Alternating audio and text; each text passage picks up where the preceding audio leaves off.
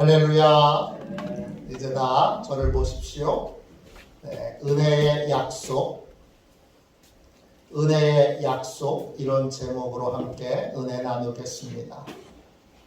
오늘 읽은 말씀은 사도 바울의 간증입니다. 사도 바울은 누굽니까?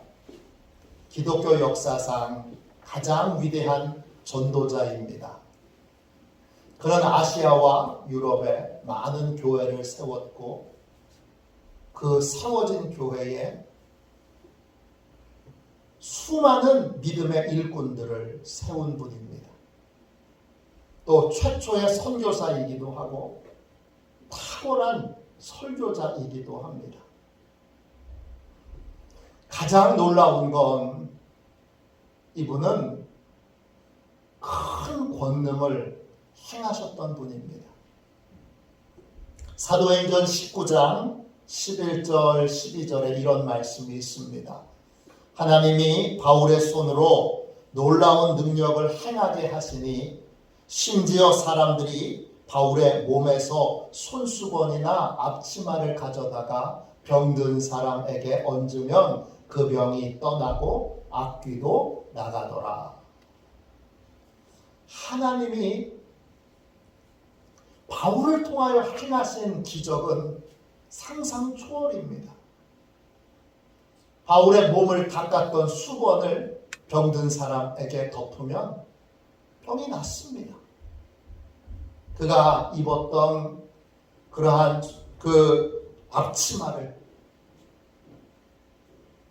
병든 사람에게 얹으면 병이 낫고 귀신 들린 사람에게 얹으면 귀신이 떠났습니다. 저한테 만일 하나님이 바울과 같은 능력을 주셨다면 무슨 걱정이 있을까 싶습니다. 아마 전 세계에서 비행기 타고 예배드리러 올 겁니다. 새벽부터 저녁까지 저희 사택 앞에는 사람들이 목사님 쓰신 수건 좀 한 장만 주세요. 그리고 줄을 길게 서서 수건 한 장 얻으려고 또 옷 하나 받으려고 길게 줄을 섰을 겁니다. 또 제가 쓴 수건을 택배로 아픈 가족들에게 보내는 분도 있을 겁니다. 교회 문은 열자마자 수많은 사람들로 채워질 거고 예배가 다 끝나도 집에 안 갈 겁니다. 왜? 혹시나 목사님 한번 뵐까? 혹시나 목사님 한번 손이라도 만져볼까? 그래서 기다리는 사람들로 가득할 겁니다. 이 정도의 능력, 이 정도의 권세면 목회에 무슨 걱정이 있을까 싶습니다. 그런데 오늘 읽은 말씀을 보면 우리의 예상과 달리 바울은 심각한 고통 중에 지내고 있습니다. 엄청난 선교의 열매를 맺고 있는데 그리고 큰 권능의 통로로 쓰임받고 있는데 정작 개인의 인생은 큰 고통과 어려움을 겪고 있습니다. 믿음에는 역설이 있습니다. 이것이 신앙의 역설입니다. 역설이란 영어로 파라독스입니다. 이 말은 모순되는 서로 함께 있을 수 없는 두 가지가 함께 있는 것을 뜻합니다. 바울은 자신의 삶을 이렇게 고백합니다. 10절 끝부분 보세요. 이는 내가 약한 그때에 강함이라. 약한데 그때가 제일 강한 때라고 고백합니다. 외적으로 보면 놀라운 부흥, 놀라운 선교적인 열매, 큰 기적, 큰 권능. 여러분 가는 곳곳마다 사람들이 바울의 손 한번 잡아보려고, 옷자락 한번 만져보려고, 바울의 설교 한번 들어보려고 얼마나 아우성이겠습니까? 그러한 대단한 선교적인 열매를 맺고 있는 지금 상황에 바울의 개인적인 삶은 절망적입니다. 처음에 바울은 왜 자신의 삶에 이런 모순이 생기는지 이해를 못했습니다. 몇 번이고 간절한 기도 끝에 그는 그 이유를 분명히 알게 됐습니다. 왜 하나님이 나를 이렇게 비참하게 만드셨는지, 나를 왜 이렇게 약하게 만드셨는지, 왜 이렇게 고난은 또 쉴 새 없이 계속 나를 찾아오는지 바울은 그 이유를 알게 됐습니다. 그 이유는 주님의 능력은 내가 약할 때, 내가 제일 약한 순간에 임하게 되기 때문입니다. 하나님이 개인적으로 사도 바울의 삶을 약하게 만드신 이유는 능력의 도구로 쓰시기 위해서입니다. 우리 모두는 다 유능하기를 바랍니다. 저도 그렇습니다. 그런데 능력의 통로가 되려면, 기적의 통로가 되려면 우리는 두 가지 사실을 아셔야 됩니다.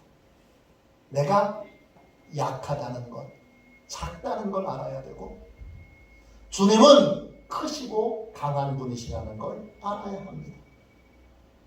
나의 작음을 알 때, 나의 약함을 알 때 나는 나를 의지하지 않게 됩니다. 나의 지식, 나의 경험, 나의 능력, 이건 의지하지 않게 됩니다. 나는 설교 잘해, 나는 뭘 잘해, 나는 뭘 잘해, 이건 의지하지 않게 됩니다. 그리고 오직 주님만 의지하고 주님의 능력만 사모하는 삶을 살아가게 됩니다.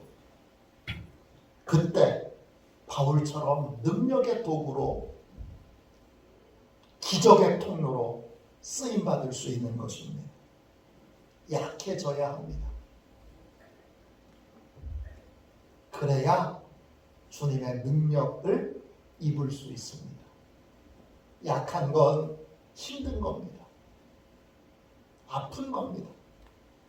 괴로운 겁니다. 그런데 약함에는 유익이 있습니다. 우리가 약할 때 주님의 능력이 임하게 됩니다. 능력의 도구로 쓰임받기를 원한다면 우리는 나의 약함을 인정해야 합니다. 바울은 이 사실을 깨닫고 나서 자신의 약함을 수치스럽게 여기거나 부끄럽게 여기지 않습니다.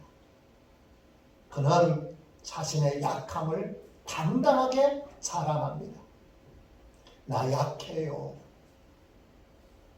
나 아파요. 나 힘들어요. 말합니다. 왜 그렇게 말했습니까? 왜 그렇게 자랑합니까?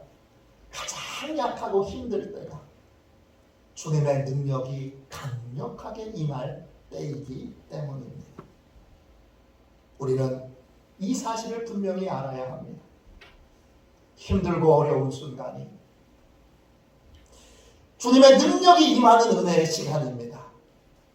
내가 약한 걸 알고 나에 대한 소망을 내려놓고 주님에 대한 소망, 주님의 능력만을 사모하게 될 때 주님이 능력으로 우리를 붙드시고 능력의 통로로 우리를 쓰십니다. 내가 왜 이렇게 약할까? 나는 왜 이렇게 고난이 많을까? 나는 왜 이렇게 힘든 일이 많을까? 이럴 때 불평하거나 원망하거나 낙심하지 말고 이때가 주님의 능력이, 초자연적인 능력이 임할 때고 이때가 내가 주님 앞에 가장 능력 있게 쓰임받는 때인 것을 여러분 꼭 기억하시기를 주님의 이름으로 축원합니다. 바울처럼 나도 능력의 도구로 쓰임받고 싶을 때, 바울처럼 기적의 통로로 쓰임받고 싶다면 우리는 약할 때 기뻐하고 그리고 병들었을 때 감사하고 그리고 고통을 받을 때 기뻐해야 합니다. 약할 때가 주님의 능력이 임하여 가장 귀하게 쓰임받을 때이기 때문입니다. 오늘 바울은 육체의 가시로 고통을 받고 있습니다. 겉으로는 풍성한 선교적인 열매를 맺고 있는데 개인적으로는 육체의 가시로 고통을 받습니다. 7절 말씀 보세요.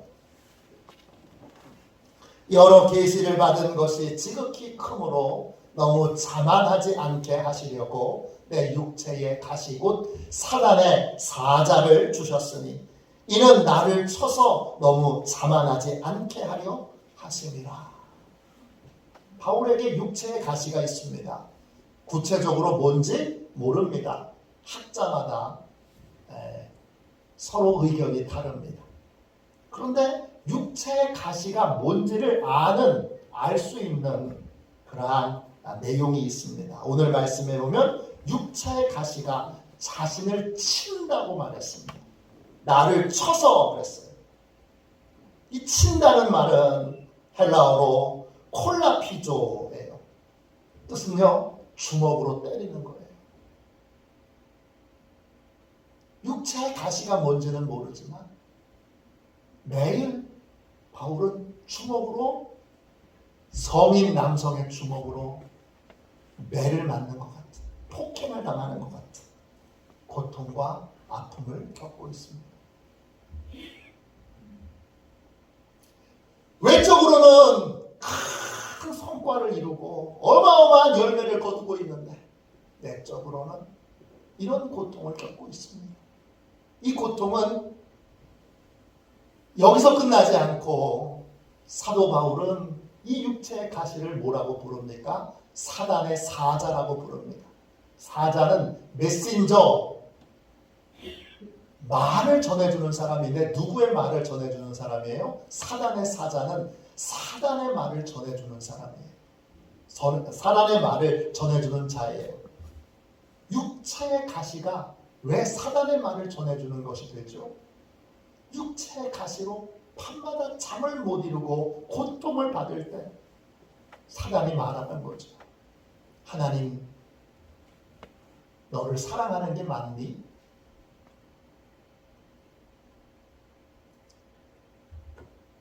진짜 하나님이 사랑하시는데 너 왜 이렇게 고통받도록 그냥 내버려 두셔? 너 하나님께 버림받은 거 아니야? 이러한 절망감과 패배감 속에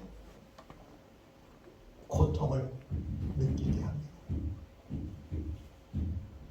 육체의 고통이 너무 커서 바울은 3번이나 하나님께 고쳐달라고 기도했습니다. 8절 보세요. 이것이 내게서 떠나가게 하기 위하여 내가 3번 주께 간구하였더니 그랬어요. 이 간구한다는 말을 헬라어 원어로 보면 그냥 기도한다는 뜻이 아니에요. 시간을 정해놓고 그 다음에 집중해서 병 고침 받도록 기도했다는 뜻이에요. 잠시 기도한 게 아니에요. 열흘이면 열흘, 한 달이면 한 달, 시간을 정해놓고 집중해서 기도한 거예요.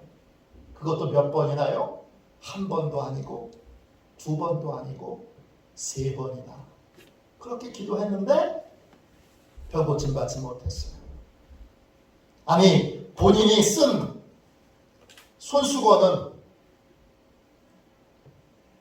얹기만 해도, 이렇게 덮기만 해도 병 고침 받는데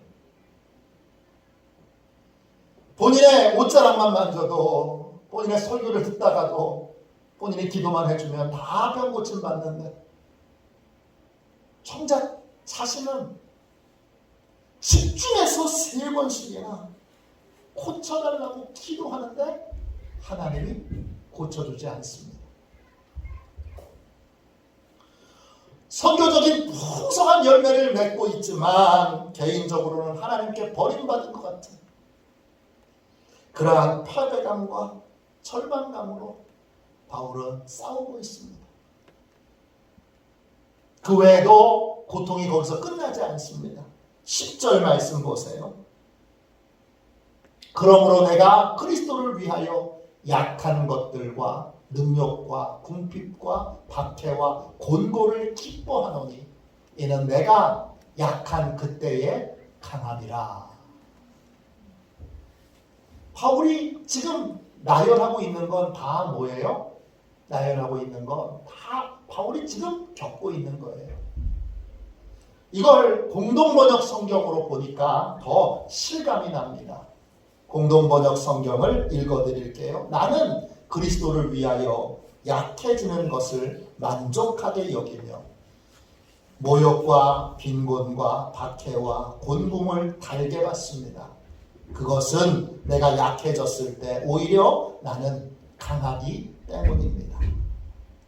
육체의 가시로 건강의 고통을 받는 것만 해도 너무나 힘든데 그는 모욕도 받습니다. 경제적인 어려움도 겪습니다. 또 박해도 받습니다. 또 여러 힘든 상황을 맞이합니다. 외적으로는 큰 선교적인 열매를 맺고 있지만 바울의 삶은 힘들고 어렵고 그래서 너무나 약해져 있습니다. 역설은 이 약한 상태, 이 병든 상태에 하나님의 능력이 임하여 그때가 가장 강력하게 하나님께 쓰임받을 때입니다. 우리는 여기서 중요한 하나의 진리를 배워야 합니다. 무엇이든지 균형 있게 삶을 바라볼 수 있어야 합니다. 무슨 일이든지 얻은 것이 있으면 잃은 것이 있습니다. 또 잃은 것이 있으면 반드시 얻을 것이 있습니다. 마귀의 유혹은 중요한 특징이 하나 있습니다. 마귀는 우리의 눈을 가리고 한쪽만 보게 합니다. 죄를 짓도록 유혹할 때 얻을 것만 보게 합니다. 선악과를 따먹도록 유혹할 때, 야, 너 선악과 따먹으면 하나님처럼 돼. 너 하나님처럼 돼서 선악을 분별하게 될 거야. 선악과를 따먹으면 좋은 일이 있을 것만 계속 보게 하고 계속 얘기합니다. 다윗이 밧세바와 간통을 할 때도 사단이 마음속에서 계속 유혹하지요.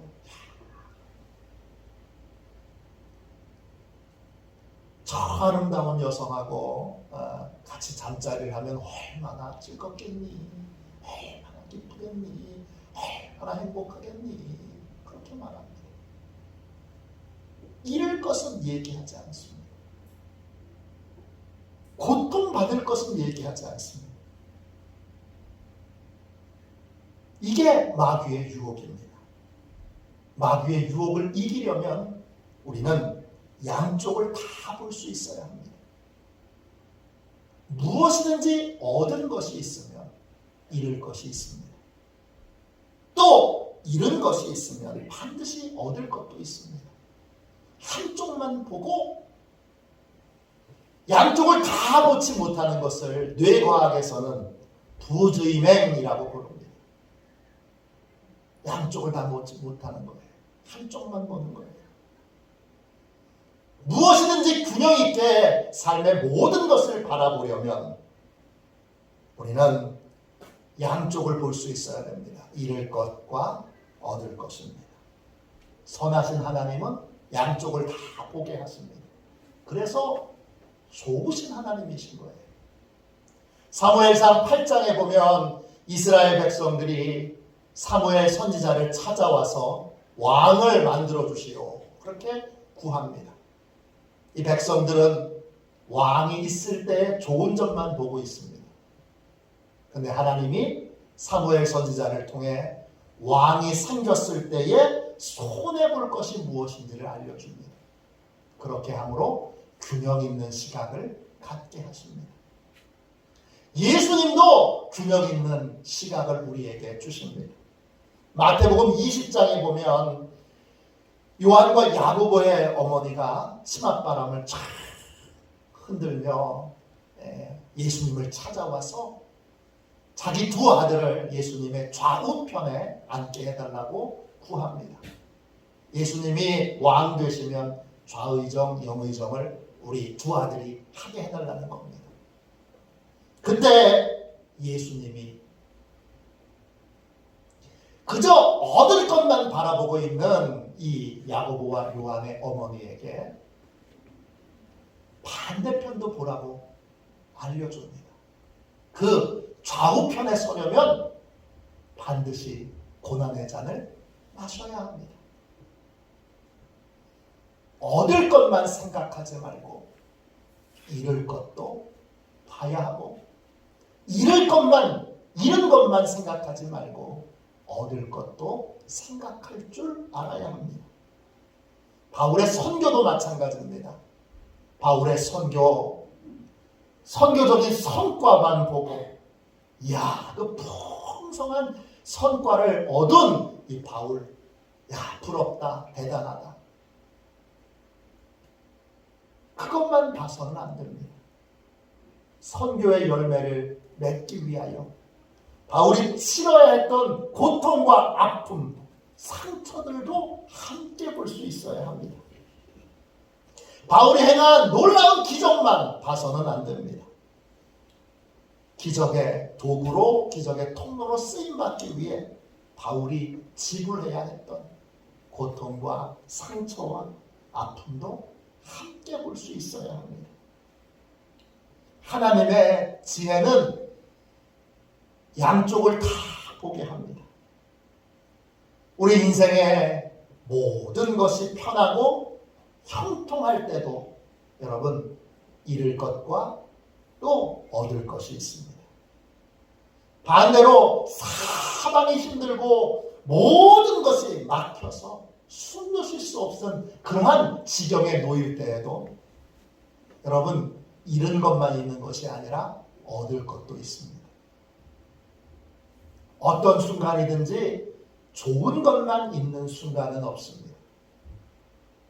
어떤 순간이든지 나쁘기만 한 순간은 없습니다. 모든 것에는 여러분, 유익된 것과 손해되는 것이 늘 함께 있습니다. 영국 아일랜드 출신의 유명한 소설가 오스카 와일드는 이런 말을 했습니다. 인생에는 두 가지 비극이 있다. 하나는 우리가 바라는 것을 갖지 못하는 것이고, 다른 하나는 우리가 바라는 것을 얻는 것이다.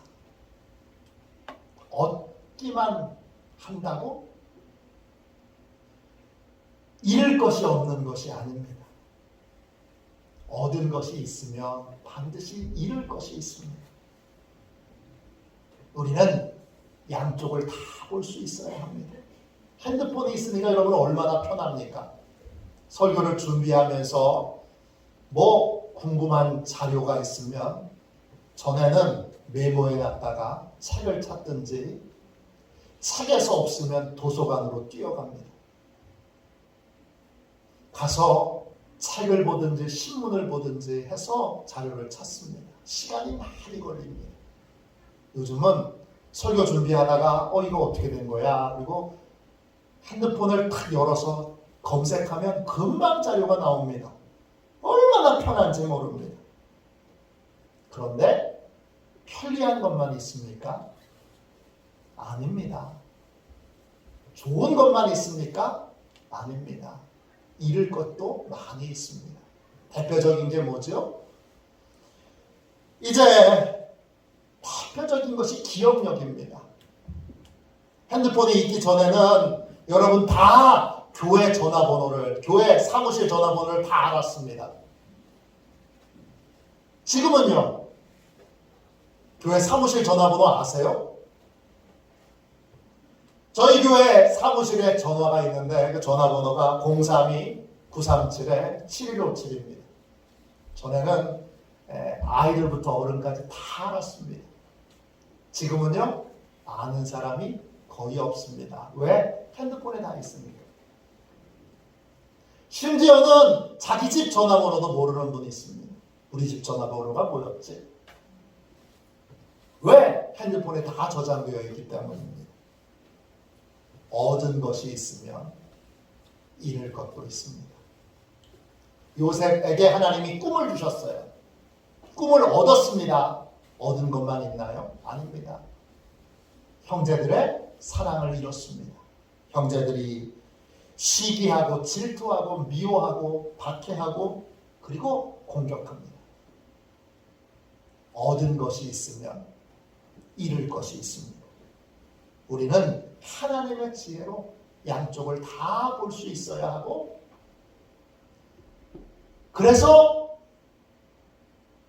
모든 것이 편안하고 형통하다고 느껴지는 때에도 잃어버린 것이 있는지를 확인해야 하고, 다 잃어버리고 어떤 소망도 없고 고통과 어려움 뿐이라고 생각하는 그 순간에도 얻을 것이 있는지를 확인해야 합니다. 바울도 처음부터 이런 양쪽을 볼 수 있는 지혜를 가졌던 건 아닙니다. 그는 육체의 가시로 고생할 때 하나님께 3번이나 시간을 정해놓고 고쳐달라고 치료해달라고 기도했습니다. 그런데 하나님이 바울의 예상과 기대와 다른 응답을 주십니다. 응답을 안 주신 게 아니라 응답을 주셨습니다. 그게 9절에 있습니다. 9절 말씀을 다시 보십시오. 나에게 이르시기를 내 은혜가 내게 족하도다. 이는 내 능력이 약한 데서 온전하여 짐이라 하신지라. 그러므로 도리어 크게 기뻐함으로 나의 여러 약한 것들에 대하여 자랑하리니 이는 그리스도의 능력이 내게 머물게 하려 함이라. 그랬습니다. 하나님이 바울에게 뭐라고 응답하셨습니까? 바울은 이 육체의 가시 고통이 너무 심하니까 이거 좀 치료해 주세요. 이거 좀 제거해 주세요. 이거 좀 없애 주세요. 이렇게 기도했더니 하나님이 어떻게 응답하셨습니까? 육체의 가시가 내게는 은혜다. 그러셨어요. 육체의 가시를 통해 자신이 약한 것을 깨닫게 될 때 하나님의 능력이 임하고 주님의 능력이 임하여 바울은 더 능력 있고 권세 있는 복음 전파자가 될 수 있는 것입니다. 이걸 깨닫고 바울은 생각을 바꿉니다. 약함에서 고통에서 벗어나게 해달라고 부르짖어 구하기보다 고통이 주는 유익에 대하여 감사하고 기뻐하기로 생각을 바꿉니다. 그는 육체의 가시가 주는 유익에 주목합니다. 육체의 가시는 도대체 무슨 유익이 있을까요? 첫 번째, 육체의 가시는 교만하지 않게 합니다. 7절 말씀 보세요. 여러 계시를 받은 것이 지극히 크므로 너무 자만하지 않게 하시려고 내 육체의 가시 곧 사단의 사자를 주셨으니 이는 나를 쳐서 너무 자만하지 않게 하려 하심이라. 지금 바울은 수많은 사람들에게 추앙을 받고 있어요. 왜냐? 선교적인 큰 열매를 거두고 있지요. 여러분, 바울이 쓰던 손수건만 가지고도 병자가 낫는데 무슨 말을 더 하겠어요? 바울이 가면 서로 바울을 만지려고 하는 사람, 기도받으려고 하는 사람, 바울의 설교를 들으려고 하는 사람들이 구름대와 같이 몰려오지 않겠어요? 이때 그렇게 수많은 사람들의 추앙을 받을 때 바울도 인간인데 여러분 자랑하고 싶은 마음, 교만한 마음이 안 생기겠어요? 근데 육체의 가시 때문에 바울은 교만할래야 교만할 수가 없는 겁니다. 그 육체의 가시로 인하여 교만하지 않게 되고 계속 하나님 앞에 신실하게 쓰임받을 수 있게 되는 겁니다. 육체의 가시가 없었으면 금방 교만하여 내가 얼마나 대단한데. 여러분, 정말 살아있는 하나님의 능력이 바울을 통해 나타나는 거잖아요. 그러니까 사람들이 얼마나 추앙하겠어요. 근데 그 교만에 빠지지 않게 되는 것이 계속 사역을 할 수 있고 계속 하나님 앞에 쓰임받을 수 있었던 이유가 뭐예요? 육체의 가시 때문이죠. 교만은 멸망의 선동입니다. 교만하면 하나님이 쓰실 수 없습니다. 얼마나 많은 사람들이 하나님께 쓰임받다가 교만으로 무너지고 넘어지고, 그리고 여러분, 우리 모두의 걱정거리가 됐습니다. 그렇게 바울이 끝까지 하나님 앞에 쓰임받을 수 있었던, 신실하게 쓰임받을 수 있었던 이유는 육체의 가시가 있었기 때문입니다. 둘째, 육체의 가시는 어떤 유익을 줍니까? 능력의 비밀을 알게 합니다. 9절 말씀 보세요.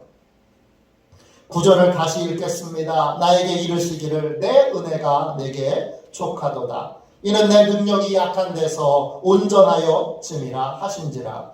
그러므로 도리어 크게 기뻐함으로 나의 여러 약한 것들에 대하여 자랑하리니 이는 그리스도의 능력이 내게 머물게 하려 함이라. 육체의 가시로 내가 얼마나 약한지를 알았을 때 주님의 능력이 바울에게 임합니다. 약한 걸 인정하는 것이 능력이 임하는 비결입니다. 바울이 초자연적인 능력으로 하나님 앞에 쓰임받을 수 있었던 이유는 자기가 얼마나 약한지 알았기 때문입니다. 그래서 바울은 자신의 약함을 자랑합니다. 약함 덕분에 강력한 능력의 종으로 쓰임받을 수 있었던 것입니다. 지난 9월에 코로나로 계속 하지 못했던 우리 강화 남지방 연합 심야 기도회가 시작됐습니다. 첫 번째라서 그런지 많은 교회에서 많은 성도들이 참여하지 못했습니다. 많이 참석을 못했는데 그날 강사님이 누구셨냐 하면 세종시 물냉동산교회를 담임하시는 권균환 목사님이십니다. 저는 처음 뵙게 된 목사님이신데 아주 신령한 목사님이셨어요. 많은 은혜를 받았습니다. 공주에서 목회하시다가 교회를 세종시로 이전을 하셨어요. 목회지를 옮긴 게 아니라 교회가 같이 옮겨갔어요.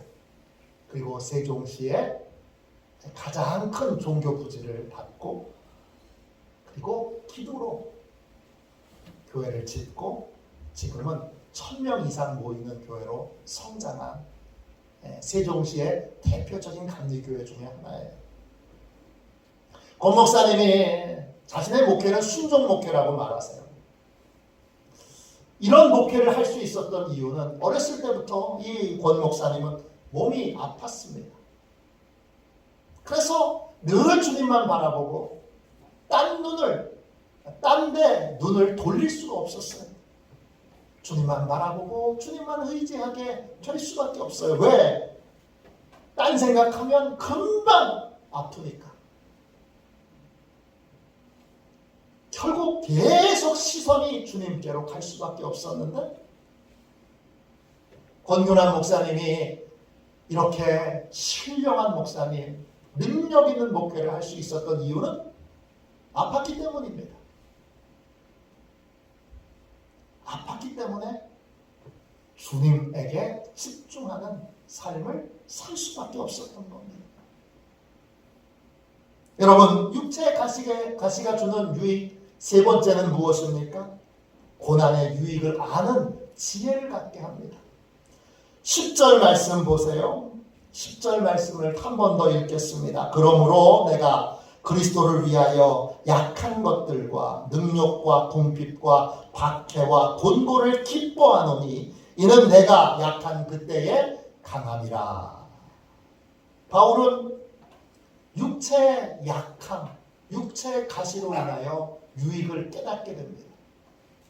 그리고 나서는 어떻게 되죠? 다른 고통에 대해서도 유익을 깨닫게 됩니다. 고난의 유익 한 가지를 깨닫고 났더니 다른 유익도 깨닫게 됩니다. 그는 육체의 가시로 고통받는 것이 하나님의 능력이 임하는 통로가 됨을 알아서 기뻐하고 감사합니다.